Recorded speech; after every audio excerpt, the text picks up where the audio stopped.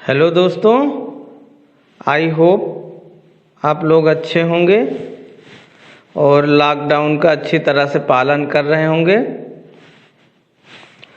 तो चलिए, आप लोगों के जो टॉपिक आप लोगों को बताया जा रहा था, कार्बोहाइड्रेट के बारे में हम चर्चा कर रहे थे। पिछले 2 वीडियो में आपको कार्बोहाइड्रेट के बारे में, उसका जो है इंट्रोडक्शन, कार्बोहाइड्रेट क्या होते हैं, कार्बोहाइड्रेट कितने प्रकार के होते हैं, तो एक क्वेश्चन आपको कंप्लीट किया गया था कार्बोहाइड्रेट का, कि कार्बोहाइड्रेट क्या होते हैं और कार्बोहाइड्रेट का वर्गीकरण। तो अब हम चलते हैं कार्बोहाइड्रेट के आगे नए टॉपिक में। तो आगे हम बात करते हैं उसी क्रम में कार्बोहाइड्रेट के फंक्शन के बारे में। तो हम बात करेंगे फंक्शंस ऑफ कार्बोहाइड्रेट, यानी जो कार्बोहाइड्रेट होते हैं उनके कार्य क्या हैं।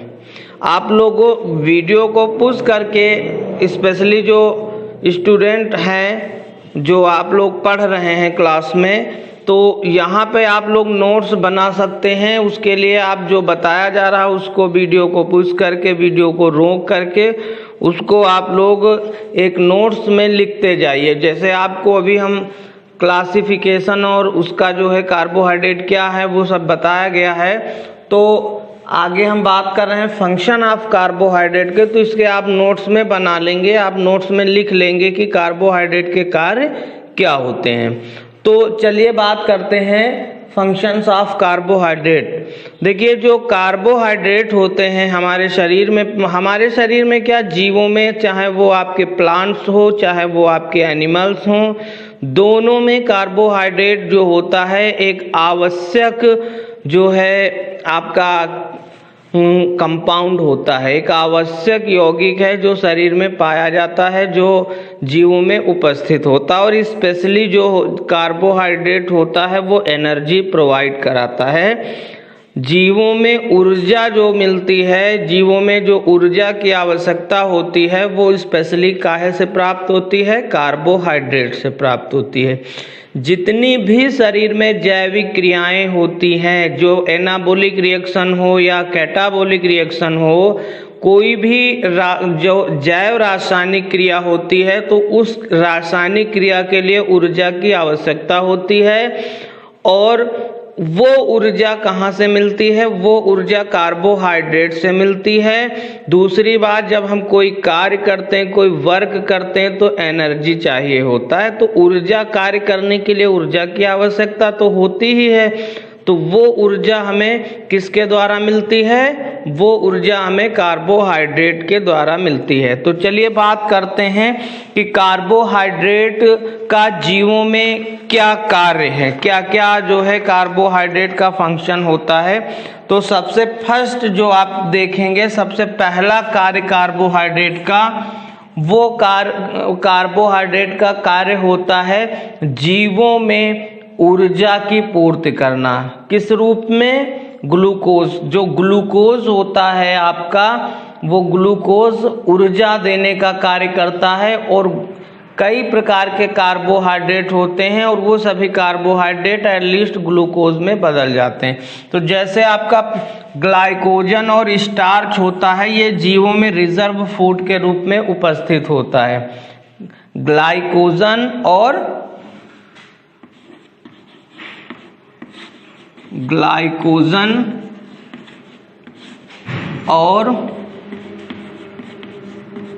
स्टार्च,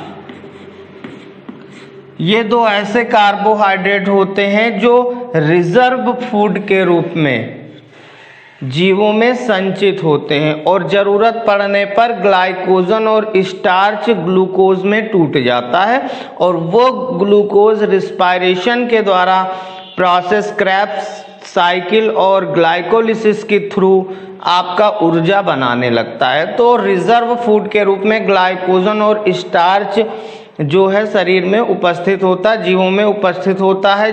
जंतुओं में ग्लाइकोजन और पौधों में स्टार्च।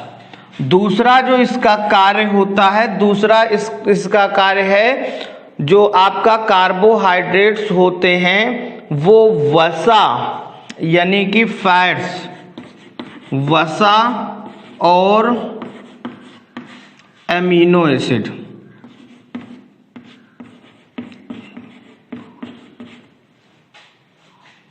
एमिनो अम्ल, जो आपके वसा और एमिनो अम्ल होते हैं आपके, उनका जो है आपका संचय मतलब उनका फॉर्मेशन भी कार्बोहाइड्रेट करता है। यानी वसा और एमिनो जरूरत पड़ने पर शरीर में वसा और एमिनो अम्लों को बनाने का कार्य भी कार्बोहाइड्रेट के द्वारा किया जाता है। और एमिनो अम्ल एक ऐसे अम्ल होते हैं जिनके द्वारा प्रोटीन का संश्लेषण होता है। यानी एमिनो अम्ल जो होते हैं वो प्रोटीन के मोनोमर होते। प्रोटीन एक पॉलीमर होता है जो किसके द्वारा बनाया जाता है, एमिनो अम्लों के द्वारा बनाया जाता है। तो दूसरा फंक्शन आपका हो सकता है वसा और एमिनो अम्ल के बनाने में, फॉर्मेशन में आपका जो है कार्बोहाइड्रेट का बहुत ज़्यादा महत्व होता है। तीसरा आप कार्बोहाइड्रेट का फंक्शन सेल वॉल, कोशिका भित्ति जो होती है,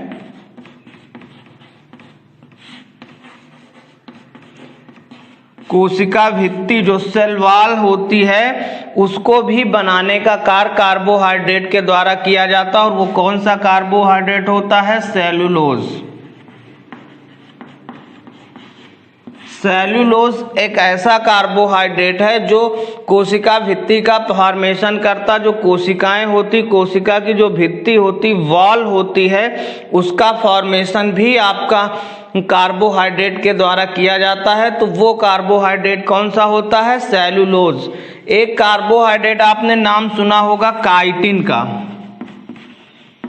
काइटिन जो आपका कार्बोहाइड्रेट होता है, ये काइटिन का काम क्या होता है, बाह्य कंकाल, शरीर के बाहरी कंकाल का फॉर्मेशन होता है, जीवों के बाहरी कंकाल का निर्माण करता है। स्पेशली आर्थ्रोपोडा के जितने भी संघ के जीव होते हैं उन सभी जीवों में जो आपका बाहरी कंकाल होता है वो किसके द्वारा बनाया जाता है, काइटिन के द्वारा बनाया जाता है। तो काइटिन एक प्रकार का कार्बोहाइड्रेट है जो आपका क्या करता है, वो किसी भी जंतुओं के बाहरी कंकाल का फॉर्मेशन करता है। और स्पेशली जो आपके आर्थ्रोपोडा संघ के जंतु होते हैं उनका फॉर्मेशन जो होता है बाहरी कंकाल का काइटिन के द्वारा किया जाता है।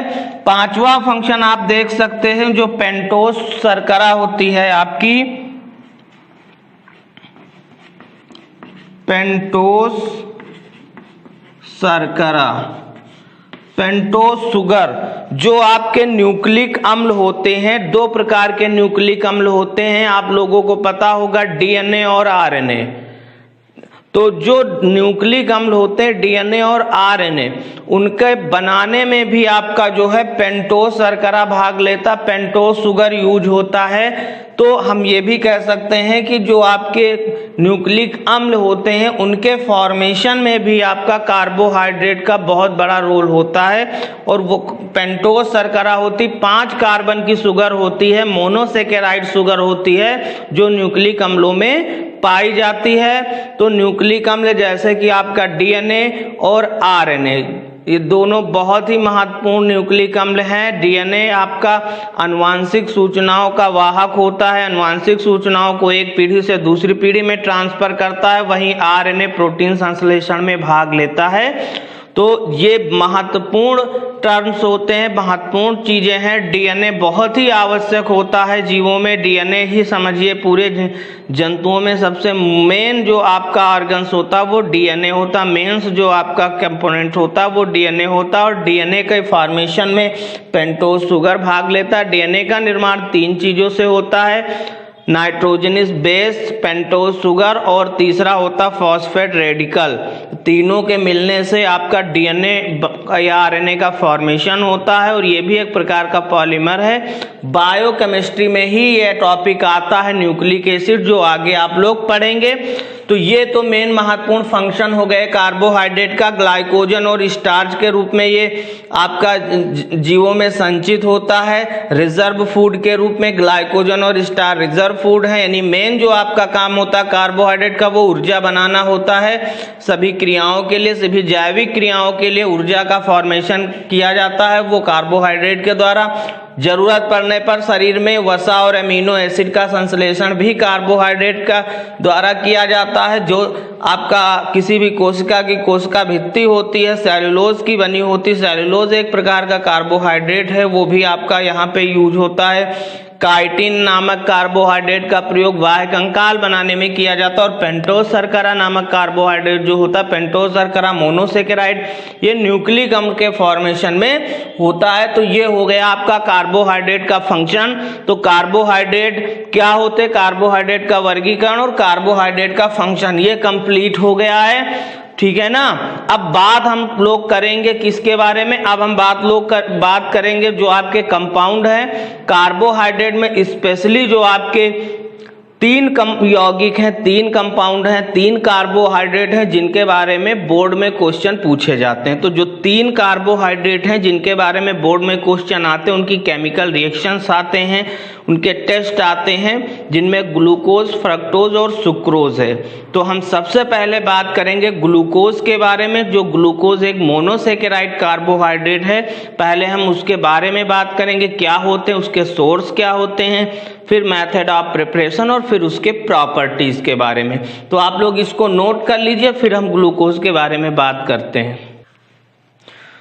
तो चलिए बात करते हैं मोनोसेकेराइड कार्बोहाइड्रेट के पहले यौगिक के बारे में, जिसका नाम है ग्लूकोज। सबसे महत्वपूर्ण आपका ग्लूकोज है, सबसे महत्वपूर्ण आपका ग्लूकोज एक ऐसा कार्बोहाइड्रेट है जो सबसे महत्वपूर्ण है। तो बात करते हैं ग्लूकोज के बारे में। तो ग्लूकोज जो होता है मोनोसेकेराइड कार्बोहाइड्रेट है, इसका अणुसूत्र मॉलिक्यूलर फार्मूला C6H12O6। जैसा कि हमने परिभाषा बताया था कि पॉलीहाइड्रोक्सी एल्डिहाइड या पॉलीहाइड्रोक्सी कीटोन। तो जो आपका ग्लूकोज होता है वो एक प्रकार का पॉलीहाइड्रोक्सी एल्डिहाइड होता है। अगर ग्लूकोज की स्ट्रक्चर की बात करें तो इसकी संरचना ऐसे बनती, CHOH का होल 4 और CH2OH, ये ग्लूकोज का सूत्र होता है। तो यहाँ पर देख रहे हैं 5 OH ग्रुप के साथ एक आपका एल्डिहाइड ग्रुप लगा है, तो ये पॉलीहाइड्रोक्सी एल्डिहाइड है। तो इस प्रकार के इसको हम क्या कर सकते हैं कि ग्लूकोज क्या है, एक एल्डोहेक्सोज है। ग्लूकोज एक प्रकार का जो कार्बोहाइड्रेट है, इसे हम एल्डोहेक्सोज बोल सकते हैं क्योंकि इसमें एल्डिहाइड ग्रुप फंक्शनल ग्रुप के रूप में है। और हम स्पेशली ग्लूकोज को जो प्राकृतिक स्रोत से ग्लूकोज प्राप्त होते हैं, जिन्हें जो नेचर से प्राप्त होते हैं ग्लूकोज, हम उसे प्लस ग्लूकोज कहते हैं। प्लस ग्लूकोज के नाम से हम इसे प्रदर्शित करते हैं, प्लस ग्लूकोज। प्लस ग्लूकोज का मतलब क्या हुआ, प्लस ग्लूकोज का मतलब ये हुआ कि अगर हम ये 4 कार्बन की बात करते हैं तो ये चारों कार्बन सिमेट्रिक कार्बन होते हैं, सममित कार्बन होते हैं। और जितने भी आपके ये चारों कार्बन एसिमेट्रिक कार्बन है, ये 4 कार्बन जो हैं, ये 4 कार्बन एसिमेट्रिक कार्बन होते हैं। एसिमेट्रिक कार्बन क्या होते हैं, ऐसे कार्बन जिनकी चारों वैलेंसीज डिफरेंट हों, किरल कार्बन या एसिमेट्रिक कार्बन। तो चूंकि जो एसिमेट्रिक कार्बन अगर किसी भी कार्बनिक यौगिक में उपस्थित होते तो वो ऑप्टिकल एक्टिव होते हैं, अर्थात वो ध्रुवण घूर्णकता प्रदर्शित करते हैं। तो ग्लूकोज जो होता है ये प्लेन पोलराइज्ड लाइट को क्या कर देता है, क्लॉकवाइज रोटेट करने की क्षमता रखता है, इसलिए इसे हमेशा प्लस ग्लूकोज के नाम से हम जानते हैं। और इस कारण ग्लूकोज का एक नाम और होता है जो हम डेक्सट्रोज बोलते हैं। ग्लूकोज को क्या बोलते हैं? डेक्सट्रोज के नाम से भी जानते हैं। और ग्लूकोज का एक नाम होता है द्राक्ष शर्करा, यानी इसको हम बोलते हैं ग्रेप शुगर। ग्रेप मतलब होता है अंगूर, तो ये अंगूर की शर्करा होती, क्योंकि जो अंगूर होता है इसमें 20 से 30% ग्लूकोज उपस्थित होता है। तो अब बात करेंगे ग्लूकोज की। ग्लूकोज का जो मेन सोर्स है वो गन्ना है। गन्ने में शुगर कैन में ग्लूकोज उपस्थित होता है। मीठे फलों में ग्लूकोज पाया जाता है। तो मीठे फलों में ग्लूकोज, स्पेशली अंगूर में ग्लूकोज उपस्थित होता है। तो अंगूर में उपस्थित होने के कारण ही इसे ग्रेप शुगर बोलते हैं, द्राक्ष शर्करा बोलते हैं। चूंकि ये प्लेन पोलराइज लाइट को रोटेट करने की क्षमता रखता है क्लॉकवाइज, और इसलिए इसको हम प्लस ग्लूकोज के नाम से जानते हैं। जो नेचर में मिलेगा, जो प्रकृति में पाया जाएगा, प्राकृतिक जो इसके स्रोत होंगे उनके द्वारा जो अब मिलेगा ग्लूकोज वो प्लस ग्लूकोज होगा, यानी वो क्लॉकवाइज रोटेशन दिखाएगा, प्लेन पोलराइज लाइट को क्लॉकवाइज रोटेट कर देगा। ग्लूकोज की कुछ मात्रा मनुष्यों के ब्लड में या उसके यूरिन में भी पाई जाती है। और जिन लोगों को डायबिटीज होता है, मधुमेह रोगियों में के यूरिन में ग्लूकोज की मात्रा 8 से 10% तक काउंट की जाती है। यानी ऐसे व्यक्ति जिनको डायबिटीज है उनके यूरिन में ग्लूकोज की मात्रा अधिकतम होती है, लगभग 8 से 10%। क्योंकि बोलते हैं ना शुगर, तो शुगर उनमें जो है यानी वो ग्लूकोज ही होता है। और ऐसे पेशेंट को लगातार जो है आपका लगातार उनको पेशाब आता है, लगातार वो बार बार पेशाब करने जाते हैं, क्योंकि उनमें जो है यूरिन में ग्लूकोज उपस्थित होता है ज़्यादा मात्रा में, जो डायबिटिक पेशेंट होते हैं। तो अब बात करते हैं आगे मेथड्स ऑफ प्रिपरेशन की। ग्लूकोज जो होता है, ग्लूकोज के बनाने की विधि के बारे में। यानी प्रकृति में तो ग्लूकोज आपका गन्ने में पाया जाता है, फलों में पाया जाता है, लेकिन अगर आपको इसको फॉर्म करना है, इसको बनाना है, तो कैसे आप ग्लूकोज का फॉर्मेशन करेंगे। तो चलिए हम लोग बात करते हैं, नोट कर लीजिएगा, हेडिंग डाल दीजिएगा, बनाने की विधि, मेथड्स ऑफ प्रिपरेशन। तो जो मेथड ऑफ प्रिपरेशन है, ग्लूकोज कैसे बनाया जाता है, तो ग्लूकोज बनाने के लिए 2 विधियां हैं। एक तो है चीनी के जल अपघटन द्वारा, और दूसरी विधि है स्टार्च के जल अपघटन द्वारा। ये जो आपकी चीनी के जल अपघटन द्वारा है, ये लैब में बना सकते हो थोड़ी मात्रा में। प्रयोगशाला में अगर आपको बनाना है ग्लूकोज, तो प्रयोगशाला में बनाने के लिए आप ये वाली पहली विधि का उपयोग करते हैं। और जब आपको औद्योगिक स्तर पर, जैसे आप जानते हो ग्लूकोज बहुत अधिक मात्रा में बेचा जाता है, औद्योगिक स्तर पर इसका बहुत ज़्यादा उपयोग है। इसके खुद बहुत सारे पेय पदार्थ आते हैं ग्लूकोज के, जैसे कि आपका ग्लूकॉन डी है। तो ये सभी नेचर से थोड़ी मिलते हैं, इनको सबको फॉर्म किया जाता है। बड़ी बड़ी इंडस्ट्रीज, बड़ी बड़ी कंपनियों के द्वारा बहुत अधिक मात्रा में ग्लूकोज बनाया जाता है, तो वो इंडस्ट्रियल प्रोसेस हो जाता है।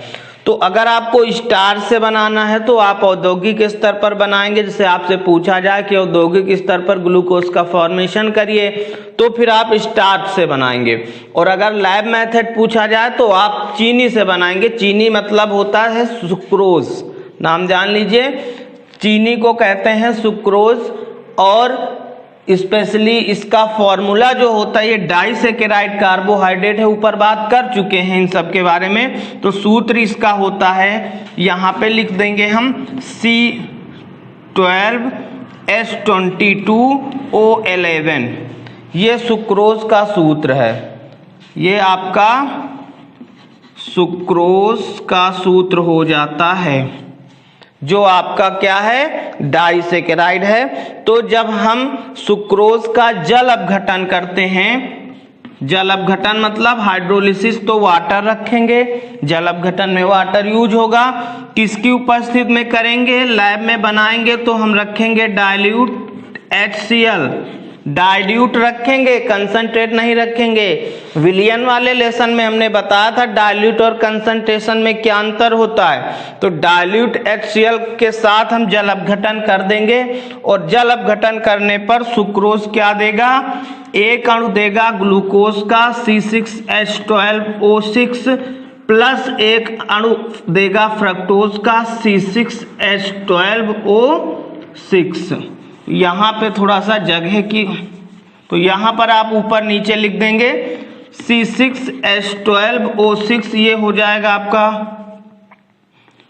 ग्लूकोज, और इसी के नीचे आप लिख देंगे C6H12O6, ये हो जाएगा फ्रक्टोज। ये ग्लूकोज हो जाएगा और ये हो जाएगा फ्रक्टोज। तो ये एक अणु ग्लूकोज का और एक अणु आपका फ्रक्टोज का दे देगा, ठीक है ना। तो ये लैब मेथड है सुक्रोज का जल अपघटन डाइल्यूट HCl के उपस्थित में, एक अणु ग्लूकोज का और एक अणु फ्रक्टोज का फॉर्म होगा। लैब में अगर बनाना है तो आप इस विधि का प्रयोग कर सकते हैं।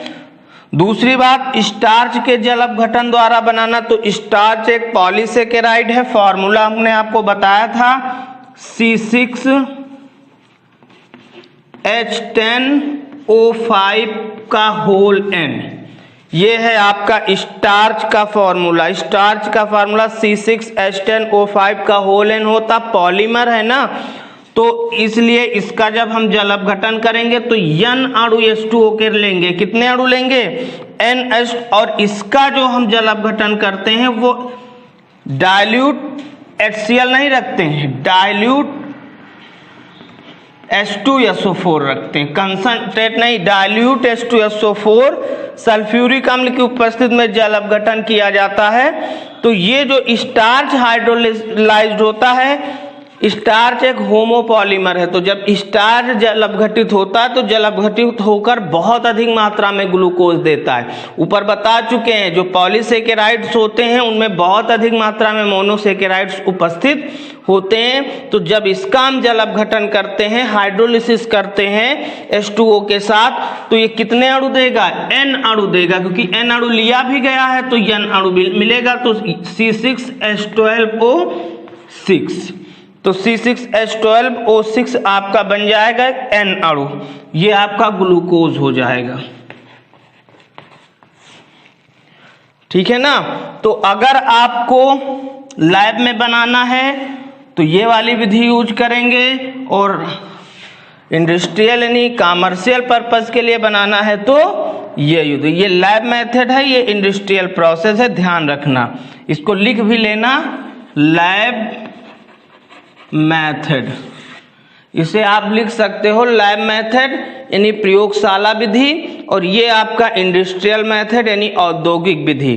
तो ये दोनों रिएक्शन है, इन दोनों रिएक्शन से ग्लूकोज का फॉर्मेशन किया जा सकता है। जो पूछा जाए वो आप लिख सकते हैं, तो इसे आप लोग नोट कर लीजिए, फिर आगे की बात करते हैं।